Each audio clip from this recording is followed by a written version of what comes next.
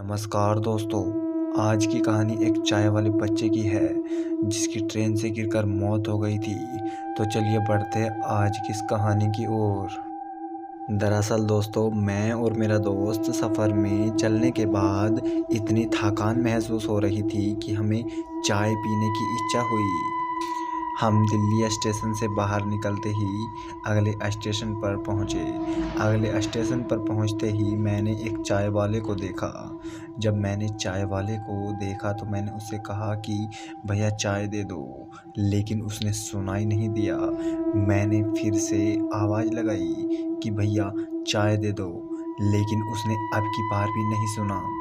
मैंने ज़ोर से आवाज़ लगाई, लेकिन वह बिल्कुल भी सुनाई नहीं दे रही थी। मैंने अपने दोस्त से कहा, तुम यहीं रुको, मैं चाय लेकर के आता हूँ। और मैं उसके पीछे पीछे चल दिया।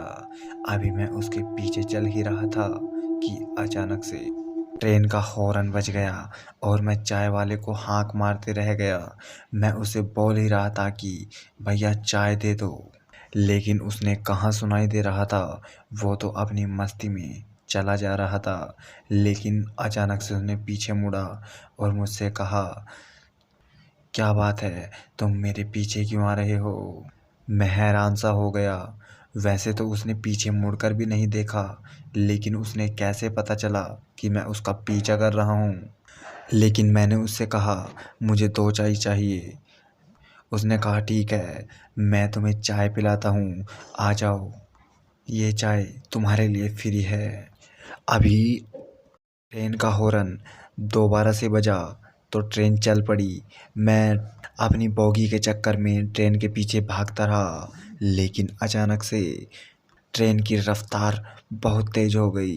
ट्रेन की रफ्तार इतनी तेज़ हो गई थी कि मुझे अपना कोच पकड़ना भारी हो गया।